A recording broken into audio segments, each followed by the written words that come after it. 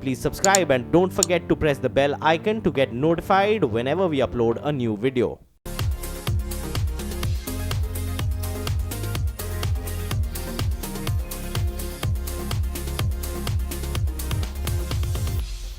Here she is, one of the great women of our time, the one and only Melinda Gates. Melinda Gates is one of the most powerful women on the philanthropic stage. When Bill and I started the foundation, I wouldn't have guessed that 17 years later, I'd be in an event like this to talk about women and girls. She's won numerous awards, from the Presidential Medal of Freedom to the Legion d'Honneur, and in November 2017, Forbes named her the third most powerful woman in the world, after German Chancellor Angela Merkel and UK Prime Minister Theresa May.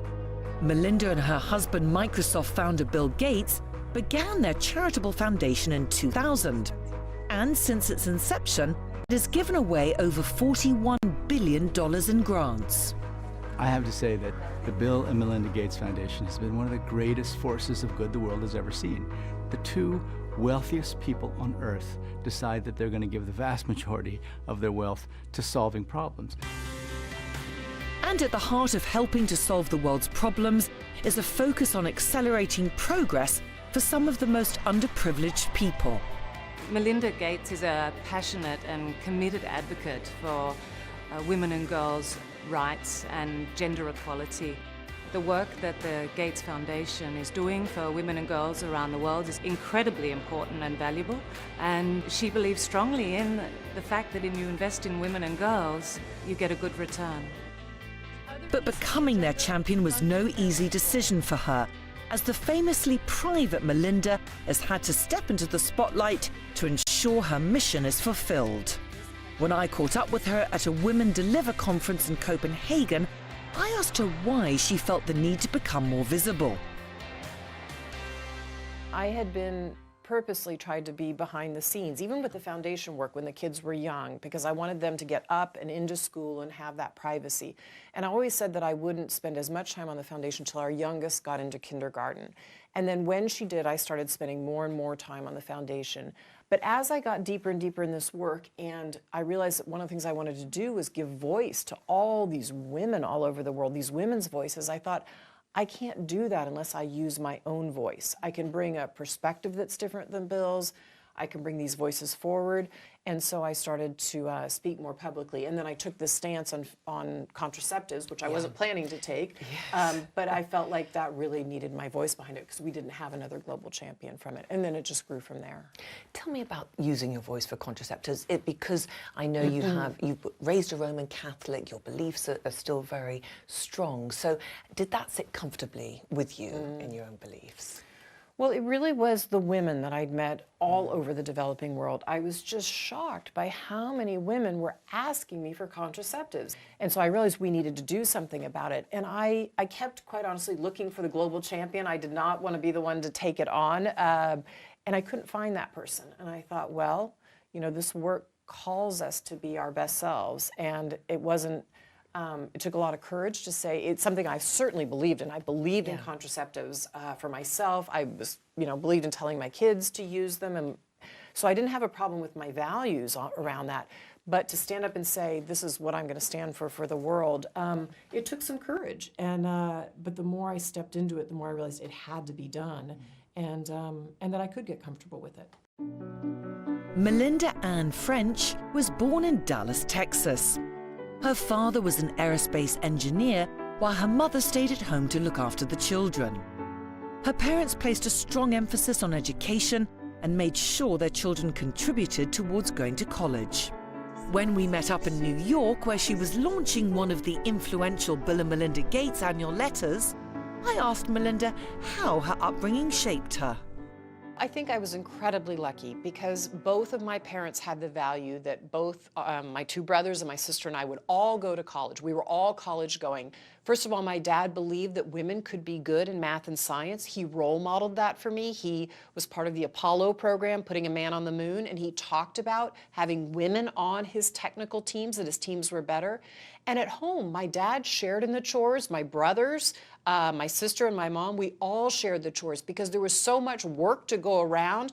We knew there wouldn't be time to do things as a family, to give back or to go to the park and have fun, or even to put us through college. My parents had rental properties and we had to all work on those rental properties, repairing things, fixing things. My sister and I mowed lawns because that was the income that was going to put us through college. So as a family, we were all working equally to make sure that we were trying to make sure we could all go to college. You were taught by nuns at a Catholic school. How did that impact your beliefs? Well, my parents sent all of us to Catholic school, both my two brothers and my sister and I. And my sister and I went to an all-girls Catholic high school. And the fantastic thing about that was the motto of the school was serviam, that is to serve. And so those very liberal nuns taught us to be out in the community, that we needed to give service. I worked at the local school down the road, the public school. I worked in the Dallas County Courthouse. I worked in the hospital. But they also told us to question what we were seeing in society and to come back to school and learn about that, and even to question our own faith and to really struggle and wrestle with it. Don't just accept it for what it is. And so it taught me that when I was out in society to really look around and see, what does poverty look like? Why do I get to live in a middle income part of Dallas and people are living in a much worse circumstance in Dallas? And what is it that an individual can do to contribute to lifting everybody out of society? So I think I came out of high school really thinking about those issues already. Her high school also introduced her to another of her life-changing passions, computing.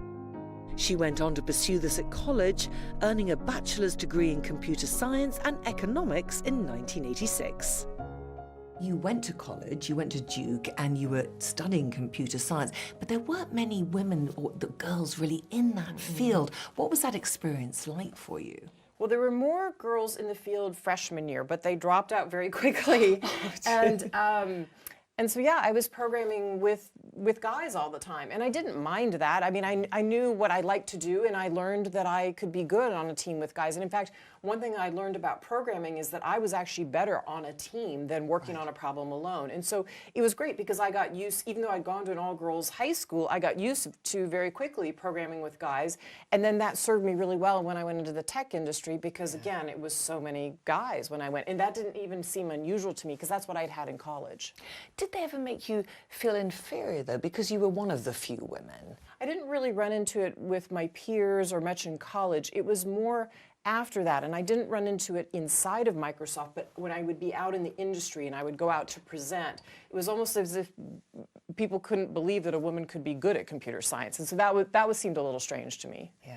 And how did you counteract that? What did you do? Did you feel defensive, or you just felt, I'm just going to show them what I can do? No, I felt I was just going to show them what I could do.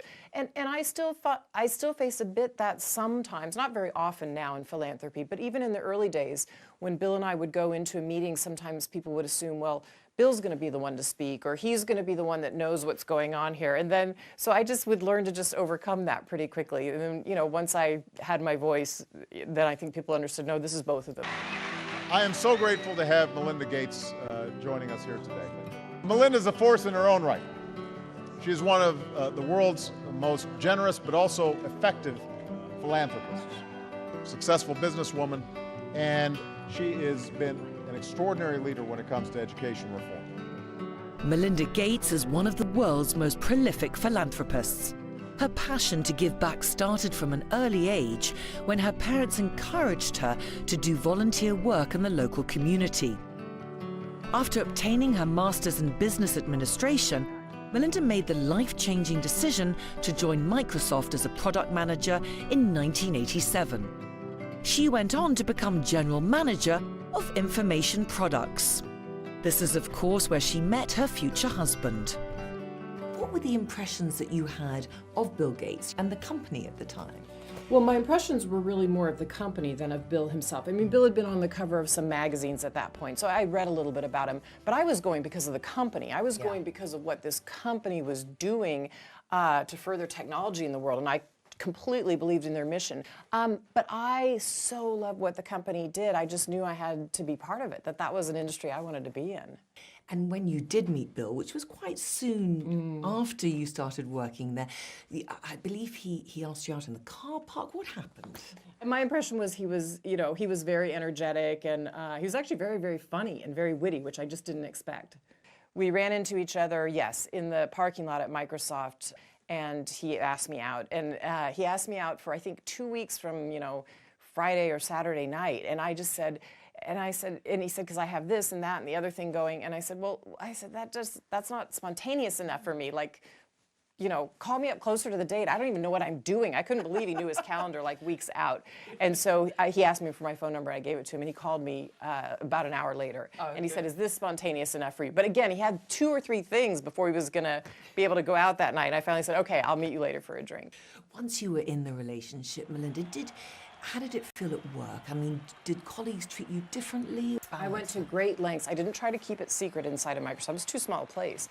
But I went to great lengths to make sure that everybody understood that I did not talk to Bill about work. I had a very hard line about that because I was taking teams. I had to go in and meet with him and Steve Ballmer about decisions and ask for resources, and my teams had to do it routinely, and I had to coach them on how to do it. And those meetings were never easy, right? They were tough meetings. And so I had this very bright line about that, to the point where Bill would tease me outside of work because I just would not talk about work. But everybody knew it inside the company, and so there was never anything fake about it. If we were there on a Friday night getting ready for a Monday meeting with Bill or Steve, I was part of it, and part of even the how do we get through this? What are we going to do about that? And I never ever went and talked to him at that time about people behind their back. I couldn't do it, because if I did, I wouldn't have any integrity in terms of managing a team, and then I wouldn't want to work there. Did people treat you differently, though? After we got engaged, yeah, there was a lot more sort of buzz, or, I didn't have a ring at first, and so, but people were kind of looking. And so finally, I actually had a joke ring that I think Warren Buffett had given me at one point from Borsheim's, that was literally, it was a piece of fake silver, and it had 3 little carrots, like the vegetables, carrots on them. So finally I wore that to work, and people would say to me I'd say, yeah, I got a 3-carat ring, and I thought it just would warm people up to the fact eventually I was going to have a ring. So it was a bit different. And also there was just a lot of press attention right away. And so then we started having to figure out how to kind of deal with that. I read somewhere that your mum said, don't marry the CEO. Is that right? Well, she didn't think it was a good idea to be dating the CEO. Okay. So when I called my parents, again, not too long after I was at Microsoft, to say, hey, I'm actually, this is the person I'm dating, because I didn't want to be talking to them on the phone about somebody I was dating, and and then spring it on them 6 months later that I'm dating Bill. So I told them very early on, and that wasn't the easiest phone call, because my mom kind of said, "Is that a good idea?" And I said, "I don't really know, but I like this guy." And then my parents came out to meet him within that first year and meet his family, which was terrific. And it was great. He was also 9 years older than me, and I think my mom was more concerned about that. But then when my parents met him and actually spent a weekend with us, and my younger brothers were there, and they saw how young at heart he was, they really liked him. My mom really liked him. Bill and Melinda Gates Foundation absolutely cannot solve malaria alone. It's going to take many, many partnerships, and we're looking forward to working with many of those different partners over the years. The Bill and Melinda Gates Foundation was founded in 2000, and it is now reportedly the largest private charitable foundation in the world. It improves the lives of millions of people around the globe by helping to give them access to education, financial services, and healthcare. But its beginnings were humble. It all began on a trip to Africa. Melinda, when you and Bill went to Africa for the first time together, that seemed to be an instrumental moment for both of you. What happened? We were engaged to be married at that point, and it was the first time either of us had ever been to Africa, and so it really just opened our eyes. There was something about meeting the people and seeing that, okay, we could be in a nice, Jeep or Range Rover going around, and yet there are people who didn't have shoes and were carrying sticks on their head for firewood, and to know that we were getting an airplane flying back home to a place where you have nice cars and great streets, and There are people living, you know, a continent away in just completely different circumstances that you couldn't even imagine. That just didn't seem right to us. And so it really started this series of kind of questions and really for Bill and me a learning journey about, well, how did the world get this way? How do we get so unequal?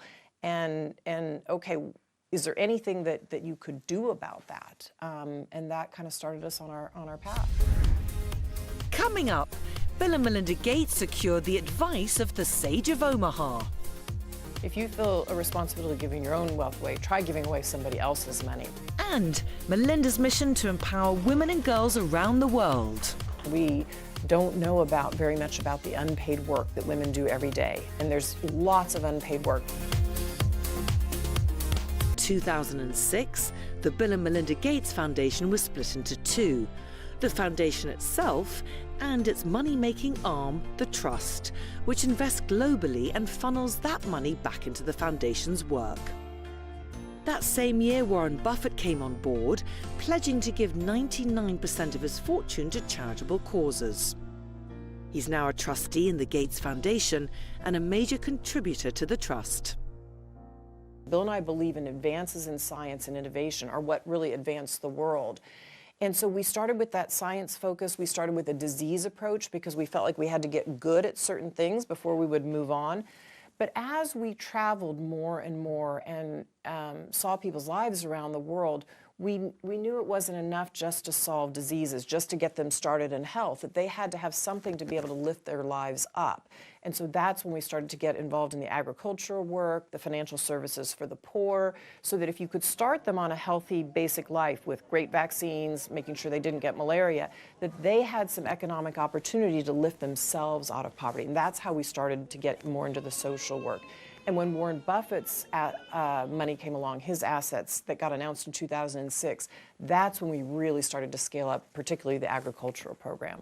I think Warren sees both of our skills, and I think he absolutely sees that we do this as a partnership, and I think he sees that we both have unique skills and unique talents, but that we merge those together. And Bill and I talk a lot about the foundation. We talk probably about as much as the foundation as we talk about our kids, so that's saying a lot. A lot of our vacations, still beach vacations, we take long walks on the beach to talk about foundation, what we're thinking, where we're going. But I think Warren sees that we bring different perspectives to the work, but we have so much respect for one another's opinions that where we do have differences of opinion, we listen very closely and we work it out and we figure out how those differences actually make the work better. And so I think Warren sees the equal partnership, and I think he likes that. There are critics that say that the foundation is too powerful, or that you set the agenda, or there's no accountability and there's too much power that you have in the global health area. What do you say to them? Well, we're going to get criticized. We are doing things that are hard at times, right? And so I listen to the criticism. Bill listens to the criticism. We decide whether we need to shift. Is there something we've changed? You actually learn from criticism at times, right? But here's the thing. The things that we're working on in global health are set by the United Nations. So the United Nations set the goal, 193 nations saying they wanted to have childhood mortality. We looked at that and said, we believe that too. We're doing the technical pieces of what the world has set for a goal. So that's not our goal. We're not going out and saying to the world, you will cut childhood mortality. We're saying, you've set that as a goal. We believe in it too, so we're gonna go work on it. Same in maternal mortality, same in malaria. So we're doing the best we can with the resources that we have. Is there ever a pressure you feel, are we doing the right thing? Are we going to the right projects, the right partners, a responsibility? Well, I think we certainly feel a responsibility. And I feel a responsibility not just from the wealth that comes from Microsoft, but from Warren Buffett's wealth. I mean, if you feel a responsibility giving your own wealth away, try giving away somebody else's money, right? And so it means all the more you're thoughtful and responsible and careful about that. At the 2016 Women Deliver conference, Melinda announced an $80 million investment in data for women and girls. What would you like to achieve with that, Melinda? And also, is there something that personally touches you? Well, what I'd like to achieve with this $80 million investment in data is to really understand what it is that women face all over the world and where we might make investments to make changes for women. So today, if you look at the data, there are just huge gaps. We don't know very much about the unpaid work that women do every day. And there's lots of unpaid work, whether it's carrying firewood, chopping firewood, carrying it, carrying water. But we know that all that unpaid work is also undervalued in society, and yet our economies are built on the back of that unpaid labor. And unpaid work, whether it's work a woman wants to do, caring for a child or an elderly person, or it's chores, it's cleaning and cooking and carrying firewood, it keeps her from actually earning an income and being part of the productive part of society. So we need to look at that and decide, okay, what is it, how much is it, can you reduce it in certain countries, can you bring in labor-saving devices so that a woman has a chance to be a productive member of society, to use her full talents. It's one of those root hidden inequities that we don't even talk about. But if she can use her talents, think about what she does then for herself and her family and society. And at home, do you share the chores? At home, we do share the chores. So after dinner, all of us get up and clean the table, do the dishes, put out the garbage. In fact, we finally have a rule, because I was still doing a little bit more when the kids were little than the kids were, or Bill was, you know, and I realized I was the last one in the kitchen, even though everyone was helping. And we finally made a rule that no one leaves the kitchen until Mom leaves the kitchen. And guess what? Everything happens a lot faster after dinner. What's been your proudest moment of the foundation so far? The work that we've done in vaccines to really get vaccines out to hundreds of millions of children. I mean, there are over 3 million children alive today because of those vaccines. And when we started in this work, there was, you know, a 20 or 25-year lag between when a vaccine would come out in the United States and it would get to the developing world. And even when it got there, it wasn't all the right strains that they needed. And so to know that children are alive because of vaccines, you know, and even in this family planning work, we've only been at it since 2012, but there are over 20 million women, you know, who voluntarily have gotten family planning access who wouldn't have had it otherwise. And personally?